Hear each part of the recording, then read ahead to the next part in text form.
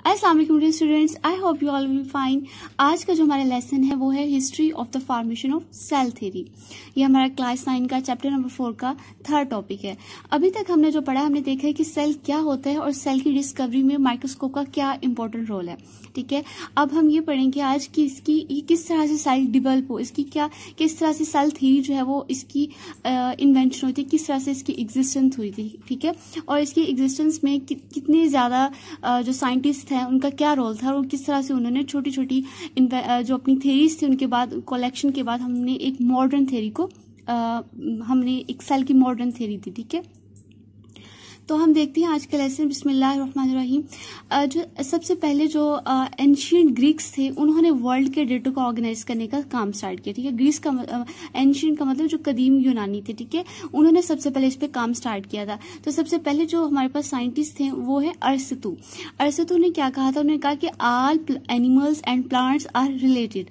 उनका ये कहना था कि जितने भी एनिमल्स या प्लांट्स हैं वो आपस में एक दूसरे से रिलेट करते। ठीक है, अब हमें पता है कि हमारे पास जितने भी एनिमल्स हैं या जितने भी हमारे पास प्लांट्स हैं ये सारे क्या होते हैं, ये हमारे पास लिविंग ऑर्गेनिज्म होते हैं। ठीक है, लिविंग ऑर्गेनिज्म होते हैं। तो इन साइंटिस्ट का ये कहना था या ये जो हमारे पास बायोलॉजिस्ट थे उन्होंने ये कहा कि जितने भी एनिमल्स हैं या जितने भी प्लांट्स हैं ये सारे एक दूसरे से रिलेट करते हैं। ठीक है, रिलेट का मतलब है कि आपस में इंटरलिंक करते थे, इनके दरमियान कोई ना कोई ऐसा रिलेशन था, इनके दरमियान कोई ऐसी कोलैबोरेशन थी, या कह लें कि इनके दरमियान कोई ना कोई एक ऐसा बेसिक यूनिट था जो इनके दरमियान आपस में शेयर करता था। ठीक है, उनका ये कहना था कि all animals and plants are related. अब उनकी ये थ्योरी देने के बाद यहाँ पे हमारे पास एक क्वेश्चन अराइज होता है कि अगर तमाम एनिमल्स या प्लांट्स आपस में जो है वो रिलेट करते हैं तो कोई ना कोई is there fundamental unit shared by all organism. ठीक है, तो अगर जैसे उन्होंने कहा कि तमाम एनिमल्स या प्लांट्स आपस में रिलेट करते हैं। ठीक है, अब हमें पता है कि एनिमल्स और प्लांट्स दोनों क्या है, लिविंग ऑर्गेनिज्म है। तो इनकी इस थ्योरी के बाद हमारे जहन में ये क्वेश्चन आया कि अगर आपस में ये रिलेट करते हैं तो क्या इनके दरमियान कोई ऐसा यूनिट है जो इन दोनों ने आपस में शेयर किया हुआ है। ठीक है ना, रिलेट तो तभी होती है ना कोई चीज जब उनके दरमियान कोई ना कोई ऐसा यूनिट या ऐसी बेसिक इकाई जो हो उन्होंने आपस में शेयर की हो। ठीक है, फंडामेंटल का मतलब है कोई बुनियादी, कोई बेसिक, यानी कोई ना कोई ऐसा फैक्टर जरूर है जो इन दोनों के दरमियान पाया जाता है। ठीक है, दोनों में कॉमन है, एनिमल्स में भी प्लांट्स में भी ऐसा कोई फैक्टर है जो कॉमन है, जो उन्होंने आपस में शेयर किया हुआ। ठीक है, अब तो क्या है वो भी तक हमें नहीं पता चला। ठीक है, बस हमें जब उनकी ये थ्योरी आई कि ऑर्गेनिजम्स जो है जितने भी प्लांट्स एनिमल है वो आपस में रिलेट करते, तो हमारे जहन में ये क्वेरी आई कि हमारे क्या उनके दरमियान कोई ऐसा बेसिक यूनिट है जो उन्होंने शेयर किया हुआ। लेकिन क्या हुआ कि अभी तक हमारे पास माइक्रोस्कोप इन्वेंट नहीं हुआ था। ठीक है, माइक्रोस्कोप की इन्वेंशन नहीं हुई थी तो हमने इस क्वेश्चन का आंसर कोई भी नहीं दे सका। ठीक है, before the microscope invention no one knew about it. कोई भी इसके बारे में नहीं जानता था कि इस आंसर का क्या क्वेश्चन है, यानी कि कौन सी ऐसा फैक्टर, कौन सा ऐसा यूनिट है जो कि एनिमल्स और प्लांट्स दोनों में कॉमन है। इसके बाद हमारे पास एक साइंटिस्ट आए जिनका नाम था रॉबर्ट हुक। ये वाले साइंटिस्ट जो थे ये ब्रिटिश साइंटिस्ट हैं। ठीक है, इन्होंने सबसे पहले 1665 में पहला सेल डिस्कवर किया था। ठीक है, ये हमारे पास रॉबर्ट हुक जो थे वो ब्रिटिश साइंटिस्ट थे और इन्होंने 1665 में सबसे पहला सेल जो था वो डिस्कवर किया है। अब इन्होंने किस तरह से डिस्कवर किया था, इन्होंने लाइट माइक्रोस्कोप के नीचे एक हनीकॉम्ब को ऑब्जर्व किया था। अब हमें हनीकॉम्ब पता है, ये हमारे पास जो हनीकॉम्ब होती है इसका उर्दू का मतलब होता है कि शहद की मक्खी का छत्ता। ठीक है ना, ये इस तरह से होता है कि अगर इसको देखा जाए तो इसके अंदर छोटे छोटे पोर्स होते हैं, इस तरह के कंपार्टमेंट्स बने होते हैं, खाने बने होते हैं। ठीक है, इस तरह से छोटे छोटे से जो कि बहुत मिन्यूट होते हैं और नॉर्मल आई से हम उसको क्लियरली ऑब्जर्व नहीं कर सकते। ठीक है, इस तरह से इसके अंदर छोटे छोटे जो होते हैं वो कंपार्टमेंट्स होते हैं और उनके अंदर फिलिंग होती है हनी की। ठीक है, और उन्होंने क्या किया था इन साइंटिस्ट ने कि वो जो हनी का ये कॉम्ब था, इस हनी के कॉम्ब को उन्होंने क्या किया, अंडर लाइट माइक्रोस्कोप उन्होंने ऑब्जर्व किया। ठीक है, L for light and M for microscope. उन्होंने लाइट माइक्रोस्कोप के नीचे इस हनी कॉम्ब को ऑब्जर्व किया। उन्होंने जब इसको ऑब्जर्व किया तो उन्होंने कहा कि ये जो छोटे छोटे कंपार्टमेंट है, ठीक है, ये वाले उन्होंने छोटे छोटे ऑब्जर्व किया कि इनके दरमियान छोटे छोटे खाने हैं, छोटे छोटे पोर्स बने हुए हैं, और उन्होंने इस कंपार्टमेंट को क्या नाम दिया, सेलुलाई का। ठीक है, उन्होंने कहा कि एक हनी कॉम्ब के अंदर जब उन्होंने लाइट माइक्रोस्कोप को ऑब्जर्व किया और उसके ऑब्जर्व करने के बाद उन्होंने जो छोटे छोटे कंपार्टमेंट देखे, इतने मिन्यूट कंपार्टमेंट जिनको वो मजीद डिवाइड नहीं कर सकते या उससे छोटे कंपार्टमेंट्स नहीं हो सकते थे, उन्होंने उस कंपार्टमेंट को क्या नाम दिया, सेलुलाई का। और इसी सेलुलाई की जब उन्होंने नाम दिया, इसी से हमारे पास हम कहते हैं ये सेल की बेसिक जो थी वो डिस्कवरी थी। ठीक है, यहाँ से सेल जो था वो इन्वेंट हुआ। उनकी इस डिस्कवरी के बाद हमने कहा कि हमारे पास जो छोटे छोटे कंपार्टमेंट्स है ये एज अ सेल है, ये हमारे पास सेल्स हैं। तो हम कहते हैं कि रॉबर्ट हुक हमारे पास वो साइंटिस्ट है जिन्होंने सबसे पहले 1665 में पहला सेल जो था वो डिस्कवर किया था। इसके बाद हमारे पास जो नेक्स्ट साइंटिस्ट आते हैं उनका नाम है एंटोनी वैन ल्यूवेनहुक। ठीक है, ये हमारे पास डच नेचुरलिस्ट हैं। ठीक है, डच के नेचुरलिस्ट का मतलब ये कि नेचर को स्टडी करने वाले साइंटिस्ट है। ठीक है, ये हमारे पास रॉबर्ट हुक के बाद नेक्स्ट साइंटिस्ट आए थे। ठीक है, जिनका ताल्लुक जो था वो डच से था और वो नेचुरलिस्ट थे, मतलब नेचर को स्टडी करने वाले थे। अच्छा, इन साइंटिस्ट ने क्या किया, इन्होंने ऑब्जर्व किया फर्स्ट लिविंग सेल्स को इन द पॉन्ड वाटर। ठीक है, अब इन्होंने सबसे पहले जो था लिविंग सेल को इन्वेंट किया था। रॉबर्ट हुक ने भी सेल को डिस्कवर किया था, लेकिन उन्होंने एक हनीकॉम्ब के अंदर, यानी उन्होंने एक नॉन लिविंग थिंग के अंदर एक सेल को ऑब्जर्व किया था। और एंटोनी वैन ल्यूवेनहुक वो साइंटिस्ट हैं जिन्होंने लिविंग सेल को ऑब्जर्व किया था। और उन्होंने किस तरह से ऑब्जर्व किया था, उन्होंने जो पॉन्ड का वाटर होता है, ठीक है ना, पॉन्ड वाटर में पता तालाब है, और पॉन्ड वाटर में बहुत डिफरेंट ऑर्गेनिजम्स होते हैं और बहुत सारे माइक्रो ऑर्गेनिजम्स भी होते हैं। ठीक है, उन्होंने क्या किया था, उन्होंने छोटे छोटे micro organism called the tiny organisms और द सेल एनिमॉलिक्यूल्स, उन्होंने वो जो सेल्स या जो छोटे छोटे हमारे पास ऑर्गेनिज्म थे, माइक्रो ऑर्गेनिज्म थे, उन्होंने जब उनको ऑब्जर्व किया अंडर माइक्रोस्कोप, तो उन्होंने कहा कि ये वाले, क्योंकि वो माइक्रो ऑर्गेनिज्म थे, ठीक है, ऑर्गेनिज्म थे, बेशक वो टीनी माइक्रो ऑर्गेनिज्म थे लेकिन वो लिविंग थे। तो उन्होंने क्या कहा कि ये जो टाइनी ऑर्गेनिजम्स हैं, ये जो सेल्स हैं, ये हमारे पास एनिमॉलिक्यूल्स का नाम दिया और उन्होंने कहा कि ये वाले हमारे पास लिविंग सेल्स हैं। ठीक है, तो इस तरह से हम कहते हैं कि हमारे पास रॉबर्ट हुक के बाद एंटोनी वैन ल्यूवेनहुक वो साइंटिस्ट थे जिन्होंने एक लिविंग सेल की डिस्कवरी हमें दी और उन्होंने इस लिविंग सेल को नाम दिया एनिमॉलिक्यूल्स का। ठीक है, इसके बाद हम कहते हैं तकरीबन 1.5 सेंचुरी के बाद हमें पास सेल्स और डिस्कवर हो गए। ठीक है, दो साइंटिस्ट ने ये तो बता दिया कि हमारे पास एक सेल्स है, उन्होंने नाम दे दिया, लेकिन इसकी क्या इंपॉर्टेंस है, ये सेल हमारे लाइफ में क्या रोल प्ले करता है, इसके ऊपर किसी ने कोई वर्क नहीं किया। ठीक है, no importance of the cell was appreciated by the biologist. तकरीबन 1.5 सदी तक हमारे पास सेल की जो डिस्कवरी होगी, इसकी ये क्या है डिस्कवरी, इसका क्या रोल है, इसके बारे में कोई इंपॉर्टेंस नहीं दी गई। ठीक है, ये खाली एक डिस्कवरी तक की बात रहेगी कि हमारे पास एक लिविंग सेल्स और नॉन लिविंग सेल्स की अंडर लाइट माइक्रोस्कोप जो दो साइंटिस्ट ने डिस्कवरी की, वो हमारे पास सिर्फ डिस्कवरी तक बात रही, इनकी इंपॉर्टेंस क्या है लाइफ में इसके बारे में बात नहीं हुई। इसके बाद हमारे पास एक नए साइंटिस्ट आए 1809 में जिनका नाम था जीन बैप्टिस्ट डी लेमार्क। ठीक है, जीन बैप्टिस्ट डी लेमार्क। अच्छा, इन साइंटिस्ट का क्या कहना था, इन्होंने हमें एक स्टेटमेंट दी, उन्होंने कहा कि no body can have life if its parts are not cellular tissue. ठीक है, इन्होंने कहा कि कोई भी ह्यूमन, कोई भी बॉडी उस वक्त तक उसकी लाइफ या वो जिंदगी नहीं होती या वो जिंदा नहीं हो सकता जब तक उसकी लाइफ के या उसकी बॉडी के हर पार्ट्स जो है वो सेलुलर टिश्यू से ना मिलके बने हो। ठीक है, अच्छा, पहले जो साइंटिस्ट थे उन्होंने अरस्तु ने हमें ये कहा था कि तमाम लिविंग और नॉन लिविंग ऑर्गेनिज्म जो है वो आपस में रिलेट करते हैं। ठीक है, फिर दो साइंटिस्ट की डिस्कवरी होगी, उन्होंने लिविंग और नॉन लिविंग सेल्स की डिस्कवरी दे दी। इन साइंटिस्ट ने ये कहा कि हमारे पास कोई भी ह्यूमन, कोई भी इंसान, कोई भी बॉडी जो है वो उस वक्त तक जिंदा नहीं हो सकता जब तक उसके पार्ट्स जो है वो, यानी उसके बॉडी का पूरे पार्ट्स, कोई भी बॉडी का कोई भी हिस्सा जो है वो जब तक सेलुलर टिश्यू से मिलकर ना बना हो उस वक्त वो जिंदा नहीं हो सकता। यानी उनकी कहने का मतलब ये था कि हर बॉडी, हर ह्यूमन के अंदर सेलुलर टिश्यू होना लाजमी है। ठीक है, अगर वो होंगे तो वो उसकी लाइफ होगी, वो लिविंग बॉडी होगा। ठीक है, या फिर उन्होंने कहा था और not form by the cellular tissue. ठीक है, यानी कि एक ही बात को उन्होंने दो डिफरेंट सेंटेंसेस में बताया कि कोई भी बॉडी जो है वो उस वक्त तक लाइफ नहीं हो सकती, उसकी कोई उस वक्त तक जिंदा नहीं हो सकता जब तक उसके बॉडी का एवरी पार्ट जो है वो सेल से मिलकर ना बना हो। टिश्यूज भी क्या होते हैं, जब सेल्स आपस में मिलते हैं तो हमारे पास टिश्यूज बनते हैं। ठीक है, जब सेम सेल्स आपस में मिलते हैं जिनके एक जैसा फंक्शन होता है तो वो आपस में इनकी कम्बिनेशन से हमारे पास टिश्यूज बन जाते हैं। ठीक है, तो जीन बैप्टिस्ट डी लेमार्क का, जिन्होंने 1809 में ये स्टेटमेंट हमें दी कि कोई भी बॉडी उस वक्त तक अलाइव नहीं हो सकता जब तक उसके बॉडी के तमाम पार्ट जो है सेलुलर टिश्यूज यानी सेल से मिलकर ना बने हो। यानी उनका मतलब क्या हो गया ओवरऑल स्टेटमेंट का कि हर जिंदा शख्स के लिए सेल्स का होना जरूरी है। अगर उसके अंदर सेल्स होंगे, उसका बॉडी सेल पे कंबाइन मुश्तमिल होगा तो वो बॉडी जो है वो लिविंग कंसिडर किया जाएगा। अच्छा, इसके बाद ये हमारे पास जीन बैप्टिस्ट डी की डिस्कवरी होगी। नेक्स्ट हमारे पास क्या हुआ कि 1839 में, ये 1809 की बात है, इनके कुछ ईयर्स के बाद हमारे पास एक न्यू साइंटिस्ट आए जिनका नाम था रॉबर्ट ब्राउन। ये वाले जो साइंटिस्ट है, ये ब्रिटिश साइंटिस्ट थे, ठीक है, इन बरतानिया से ताल्लुक था। इन्होंने क्या किया, इन्होंने डिस्कवरी की न्यूक्लियस की इन द सेल, ठीक है। अब देखिए, अभी तक हमारे पास एक जो दो साइंटिस्ट थे, उन्होंने हमारे पास क्या किया था, उन्होंने सिर्फ एक सेल्स को बताया, उन्होंने खाली सेल की डिस्कवरी हमें दी थी कि सेल्स होते हैं। जो हमारे पास रॉबर्ट हुक थे, उन्होंने एक हनीकॉम्ब के अंदर हमें बताया।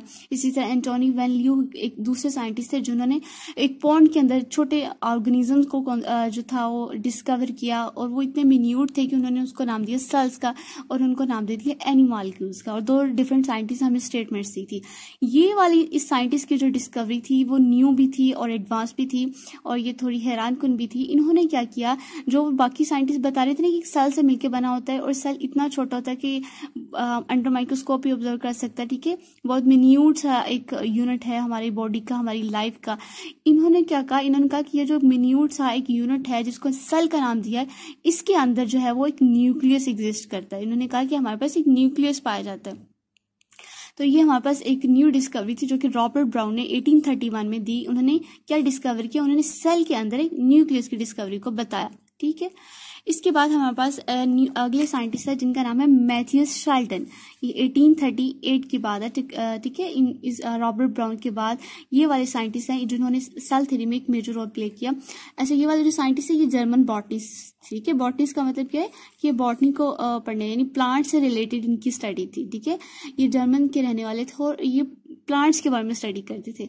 इन्होंने हमें जो थी वो सेल थ्योरी की पहली स्टेटमेंट जो थी वो इन्होंने दी, ठीक है। ये जो था इनको चाहता है टारगेट कि इन्होंने क्या किया, इन्होंने हमारे पास जो सेल थ्योरी थी जो कि मॉडर्न हमारे पास आज के टाइम में यूज करती, इन्होंने उस सेल थ्योरी की जो फर्स्ट स्टेटमेंट है उसको प्रपोज किया। अच्छा, क्या प्रपोजन थी इनकी, क्या प्रपोज किया, उन्होंने बताया कि जितने भी प्लांट्स हैं, all plants are aggregates of individual cells, ठीक है। एग्रीगेट का मतलब क्या होता है, कंपोज होना, यानी मजमुआ है, कलेक्शन है। इन्होंने कहा कि जितने भी प्लांट्स हैं वो किस चीज का कलेक्शन है, वो इंडिविजुअल सेल्स का कलेक्शन है, विच आर फुली इंडिपेंडेंट, जो कि, और हर सेल जो इन्होंने कहा ना कि जैसे एक प्लांट है, हमारे पास एक प्लांट है, तो ये वाला एक प्लांट के अगर स्ट्रक्चर है, तो इन्होंने कहा कि ये जो पूरा प्लांट का बॉडी है ये किससे मिलके बना होता है, ये हर सेल से मिलके बना होता है, इंडिविजुअल, यानी एक इंडिविजुअल का मतलब एक मुख्तलिफ सेल है, मुनफरिद है, अनफरादी तौर पर, ठीक है। यानी हर एक सेल है, एक सेल है, दूसरा सेल है, तीसरा सेल है। ये नहीं कह सकते कि पूरा प्लांट बॉडी एक सेल के मिलके बना, ऐसा नहीं है, बल्कि प्लांट बॉडी में ट्रिलियंस ऑफ सेल्स जो है वो एग्जिस्ट कर रही है, बहुत ज्यादा सेल्स हैं, इंडिविजुअल सेल्स हैं, यानी हर सेल, और हर सेल जो है वो इंडिपेंडेंट है। इंडिपेंडेंट का मतलब क्या है कि वो जो हर सेल, यानी अगर ये एक प्लांट बॉडी, इसके अंदर ये भी सेल है, ये भी सेल है, ये इसका स्टेम भी थाउजेंड ऑफ सेल से मिलकर बना है, और जो हर सेल है, अगर मैं इस छोटे से सेल को यहाँ पे सेपरेट करूं, उन्होंने कहा ये जो एक सेल है ये इंडिपेंडेंट है। इसका मतलब क्या है कि वो अपना काम प्रॉपरली करता है, इस एक सेल का दूसरे सेल से कोई मतलब ये इसका जो फंक्शन होगा वो खुद परफॉर्म करेगा, ये अपनी लाइफ स्पेंड करेगा, और दूसरा सेल जो होगा उसका फंक्शन अपना होगा, ठीक है। इसके अंदर ऑर्गेनेलिज होंगे कि अपना वर्क कंप्लीट करेगा, इसी तरह दूसरा सेल जो है वो अपना फंक्शन कंप्लीट करेगा। हर सेल की एक लाइफ है, ठीक है। उन्होंने ये हमारे पास एक स्टेटमेंट दी थी, जिस तरह जीन बैप्टिस्ट डी लेमार्क ने हमें क्या दिया था, उन्होंने कहा था कि कोई भी ह्यूमन बॉडी जो है वो तब तक अलाइव नहीं हो सकता जब तक उसके अंदर सेल्स ना मुश्तमिल हो, ठीक है। यानी कि हर ह्यूमन बॉडी जो सेल से मिलकर बना होता है। इन्होंने ह्यूमंस के बारे में हमें बताया था। और मैथ्यूस शेल्टन वो साइंटिस्ट थे जिन्होंने हमें कहा था कि जितने भी प्लांट्स हैं वो सेल से मिलकर बने होते हैं, ठीक है। तो ये हमारे पास एक मेजर डिस्कवरी हुई सेल थ्योरी में। इसके बाद हमारे पास एक न्यू साइंटिस्ट है जिनका नाम है थॉमस श्वान। इन्होंने 1839 में हमें एक स्टेटमेंट दी थी, तकरीबन एक साल बाद, ठीक है। जो हमारे पास साइंटिस्ट थे मैथ्यूस शेल्टन, उन्होंने 1838 में वर्क किया था, और उसके एक ईयर बाद हमारे पास एक न्यू साइंटिस्ट हैं जिनका नाम है थॉमस श्वान, और इन्होंने हमें क्या बताया, ये एक जर्मन जोलॉजिस्ट है, ठीक है। जिस तरह वो जर्मन बॉटनिस्ट थे, उन्होंने बॉटनिस्ट का मतलब नहीं देखा था प्लांट्स की स्टडी है, ये जोलॉजिस्ट है। जोलॉजिस्ट का मतलब क्या है कि ये एनिमल्स के बारे में स्टडी करते थे, इनका वर्क जो था वो एनिमल की रिसर्च पे था। अच्छा, इन्होंने भी हमें वैसी ही एक स्टेटमेंट दी। इन्होंने क्या हमें बताया कि जितने भी एनिमल्स हैं, all animal tissues are also composed of cells. इन्होंने हमें ये बताया कि जितने भी एनिमल्स हैं वो भी किससे मिलके बने हैं, वो भी सेल से ही मिलके बने हैं। जैसे उन्होंने बताया था कि हमारे पास जो प्लांट्स हैं वो सेल से मिलके बने होते हैं, हर सेल का अपना फंक्शन है, इंडिविजुअल सेल्स जो है वो इंडिपेंडेंट है। उन्होंने प्लांट्स के बारे में बताया था। इन्होंने हमें किसके बारे में बताया, इन्होंने कहा दिया कि जितने भी एनिमल है वो भी सेल से ही मिलकर बने होते हैं। Tissues are also compose of cells, ठीक है। इन्होंने कहा कि जितने भी हमारे पास एनिमल्स हैं वो भी किससे, उनका बॉडी भी किससे मिलकर बना होता है, सेल से मिलकर बना होता है। इस तरह से हम कहते हैं कि हमारे पास जो शेल्डन एंड श्वान है, श्वान ने किसके बारे में, एनिमल्स के बारे में दी, और मैथ्यूज शेल्डन ने प्लांट्स के बारे में कहा। तो हम कहते हैं कि मैथ्यूज शेल्डन और जो हमारे पास थेडर श्वान है, इन्होंने हमारे पास सेल थ्योरी की इनिशियल फॉर्म को प्रपोज कर दिया। प्रपोज का मतलब उन्होंने ये तजवीज़ कर दिया। इनिशियल फॉर्म का मतलब क्या है कि इब्तदाई शक्ल को, यानी इनकी ये जो दो स्टेटमेंट है कि हर प्लांट या हर एनिमल जो सेल से मिलकर बना है, ये आज की जो हमारी मॉडर्न थ्योरी है उसकी एक इनिशियल फॉर्म। यहाँ से हमारे पास एक सेल थ्योरी जो थी उसकी डिस्कवरी का हमें एक पॉइंट मिल गया, कि इंपॉर्टेंट इनिशियल पॉइंट मिल गया, ठीक है। यहाँ तक हमने थेडर श्वान के वर्क के बारे में पढ़ा। इसके बाद 1839 की बात थी जब तक थेडर श्वान ने हमें बताया था, ठीक है। अब इनके कुछ ईयर्स तक ये सारा वर्क साइलेंट ही रहा। फिर 1855 में एक न्यू साइंटिस्ट आए जिनका नाम है रुडोल्फ विर्चू। हम कहते हैं कि हमारे पास जर्मन फिजिशियंस हैं, ठीक है। अच्छा, इन्होंने क्या दिया, इन्होंने एक इम्पॉर्टेंट एक्सटेंशन दी सेल थ्योरी में। सेल थ्योरी, अभी तक हमारे पास जो सेल थ्योरी थी वो ये थी कि जो हमारे पास जितने भी एनिमल्स या प्लांट्स हैं, ये ह्यूमंस बॉडी है वो सेल से मिलकर बना है ना, हमने ये पढ़ा। इन रुडोल्फ विर्चू ने क्या किया था, इन्होंने इस सेल थ्योरी में एक इम्पॉर्टेंट एक्सटेंशन दी, एक थोड़ा सा इसको मजीद इसके बारे में ग्रो हुई हमारी सेल थ्योरी। इन्होंने क्या कहा, इन्होंने कहा कि all living cells arise from the pre existing cells, ठीक है। जितने भी एक सेल्स हैं वो किससे, न्यू सेल किससे बनता है, वो पहले से मौजूदा सेल से ही मिलकर बनता है। जैसे अगर मैं बात करूं, एक प्लांट की बात कर लेते हैं, यानी एक प्लांट बॉडी, हमने अभी देखा कि वो जो हमारे पास साइंटिस्ट थे मैथ्यू शेल्डन ने कहा था कि प्लांट का जो है वो इंडिविजुअल सेल से मिलकर बना, यानी हर प्लांट के अंदर सेल्स पाए जाते हैं। प्लांट का पूरा बॉडी जो है वो सेल्स का एग्रीगेट है, सेल्स की कलेक्शन से मिलकर बना हुआ है। इन्होंने क्या कहा, इन्होंने कहा ये जो एक सेल बनता है, ये हर सेल जो है, यानी एक सेल जो बन गया है, मैं डॉट जो है वो सेल के लिए रिप्रेजेंट करूँ। इनका क्या कहना था, इन्होंने कहा कि ये जो एक सेल जो बनता है ये पहले से मौजूदा सेल से मिलकर बनता है, ठीक है। यानी इसकी बर्थ जो है वो प्री का मतलब है पहले से, एग्जिस्टिंग का मतलब पहले से मौजूदा सेल से।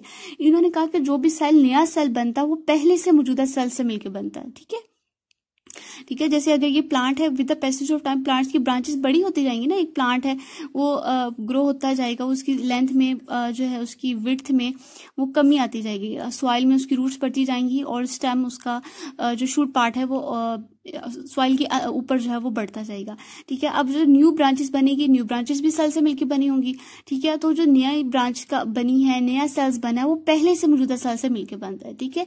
इन्होंने ये एक हमें न्यू एक्सटेंशन दी थी सेल थ्योरी में। यहाँ पे लिखा है ओमनी सेलुला ई सेलुला, ये इसका भी यही मतलब है, ये जर्मन लैंग्वेज में उन्होंने लिखा हुआ है। इसका भी यही मतलब है कि हमारे पास जो नए सेल बनते हैं वो पहले से मौजूदा सेल से मिलकर बनते हैं, प्री एग्जिस्टिंग सेल से मिलकर बनते हैं। ये रुडोल्फ विर्चू का वर्क था। इसके बाद हमारे पास लॉइस पास्चर थे।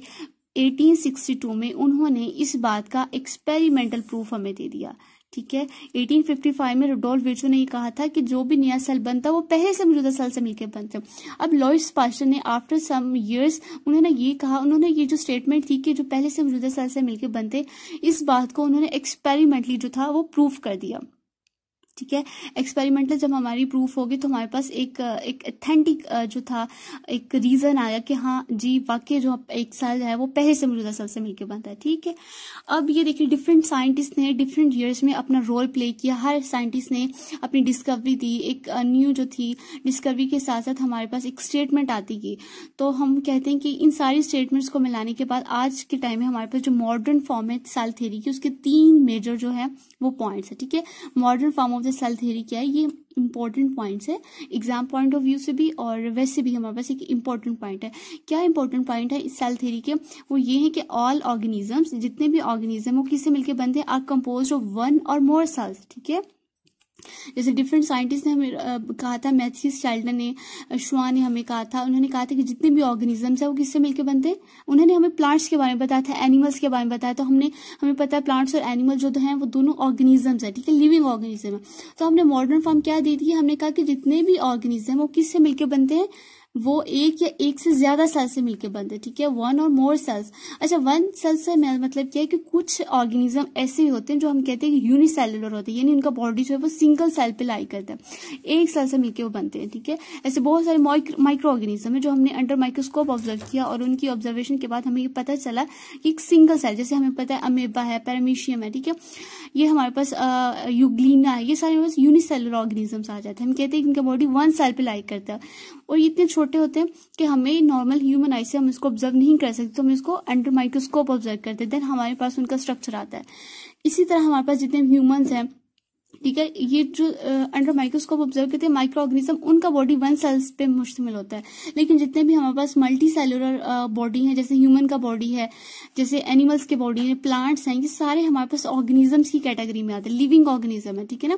तो हम कहते हैं कि जितने भी ऑर्गेनिजम्स हैं वो एक से या एक से ज्यादा सेल से मिलकर बनते हैं, ठीक है। ये हमारे पास मॉडर्न थ्योरी का पहला पॉइंट था। नेक्स्ट हमारे पास नेक्स्ट जो पॉइंट है वो ये है कि cells are the smallest living things, the basic unit of organisation of the all organism, ठीक है। हम कहते हैं कि सेल जो है, हमें अभी पढ़ा भी है कि सेल जो है वो एक स्मॉलेस्ट लिविंग थिंग्स है। स्मॉलेस्ट लिविंग थिंग का मतलब है कि इससे छोटा अभी तक जो है, अगर से हम कहते हैं कि सेल जो है वो एलिमेंट से मिलकर बनता है और एलिमेंट जो है वो एटम से मिलकर बनता है और एटम से छोटी अभी तक हमारे पास कोई डिस्कवरी नहीं हुई। लेकिन सेल को भी हम कहते हैं कि सेल भी एक स्मॉलेस्ट लिविंग थिंग्स की अगर बात की जाए तो लिविंग थिंग्स के अंदर जो सेल है, सेल सबसे छोटी इकाई है और हम कहते हैं कि it's called unit of life, ठीक है। यूनिट ऑफ लाइफ हम इसको क्यों बोलते हैं कि हमारी जिंदगी का एक इकाई है, क्योंकि हम कहते हैं कि जितना भी ह्यूमन बॉडी है उनके जो बॉडी है वो ट्रिलियंस ऑफ सेल्स का कलेक्शन होता है, ठीक है। अगर सेल होंगे, सेल्स का कॉम्बिनेशन से हमारे पास टिश्यू बनेगा, देन हमारे पास एक ऑर्गन बन जाएगा, ठीक है। ऑर्गन के बाद ऑर्गन सिस्टम बनेगी, देन हमारे पास एक इंडिविजुअल फॉर्म हो जाएगा, राइट।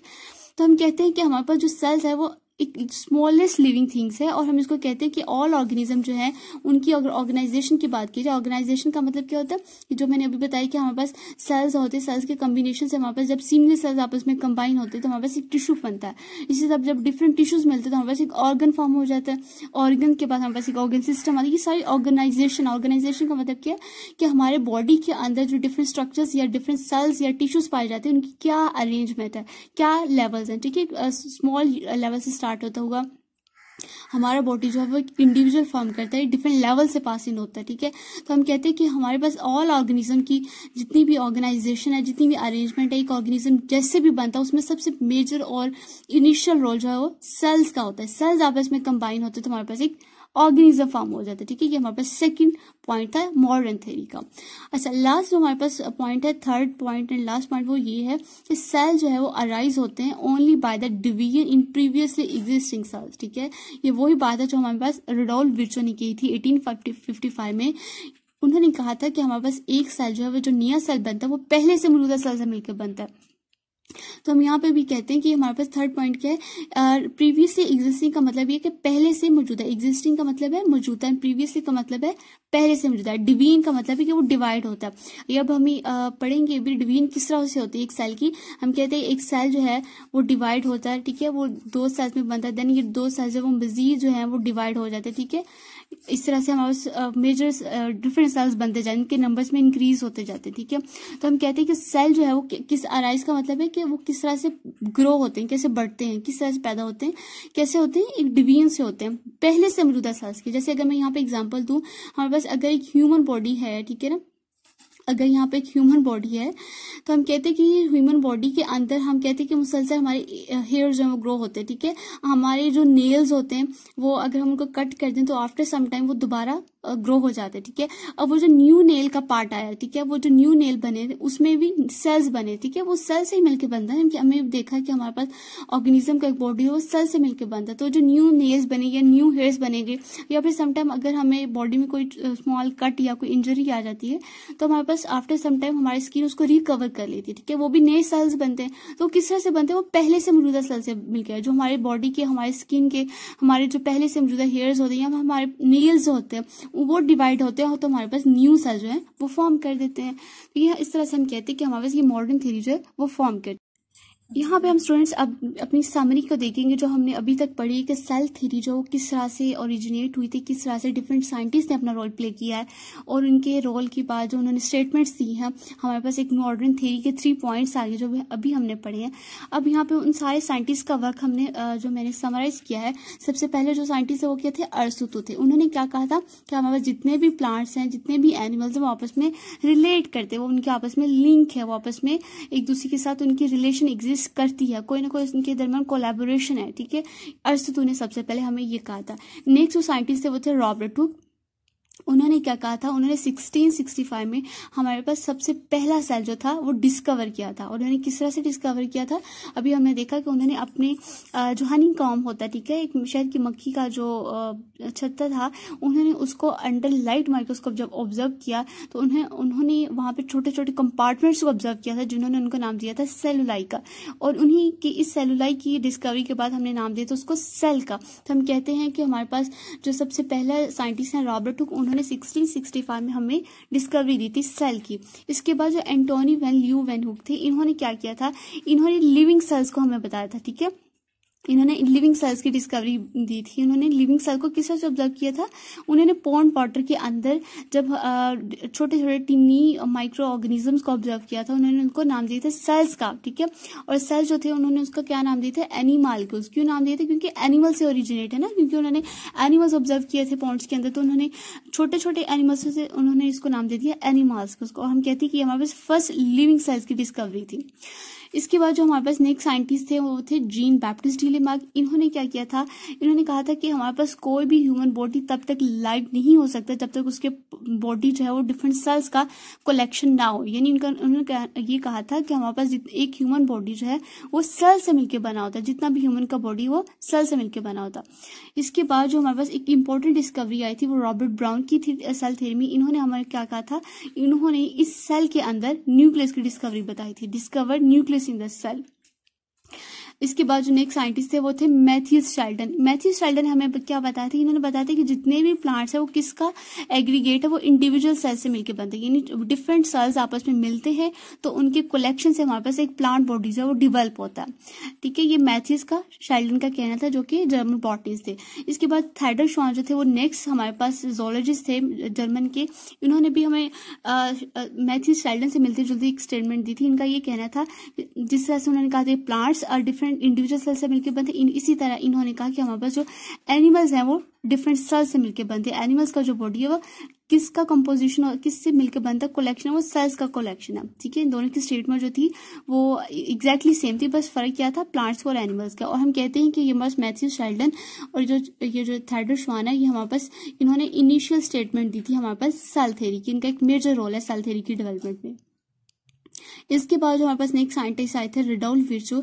ये हमारे पास वो साइंटिस्ट थे जिन्होंने इस सेल थ्योरी में एक न्यू एक्सटेंशन दी थी। उन्होंने कहा था कि जितने भी लिविंग सेल्स हैं वो प्री एग्जिस्टिंग सेल से मिलके अराइज होते हैं। सो यहाँ पे कंपोज नहीं आएगा बल्कि यहाँ पे अराइज आएगा। ठीक है, are living cells are arise from the pre existing cell. इन्होंने ये कहा था कि हमारे पास जितने भी न्यू लिविंग सेल्स एक बॉडी के अंदर ओरिजिनेट होते हैं, न्यू लिविंग सेल्स की जो बर्थ होती है वो पहले से मौजूदा सेल्स की डिवीजन से होती है। ठीक है, ये रुडोल्फ विर्चो की कहना था। और हमारे पास लास्ट साइंटिस्ट थे वो थे लुईस पास्चर। ठीक है, लुईस पास्चर ने हमें क्या किया था, इन्होंने रुडोल्फ विर्चो की इसी स्टेटमेंट का एक एक्सपेरिमेंटल प्रूफ दिया था। ठीक है, तो ये हमारे पास एक सेल थ्योरी थी। I hope you will all understand about the cell theory. Thank you so much students for watching the video.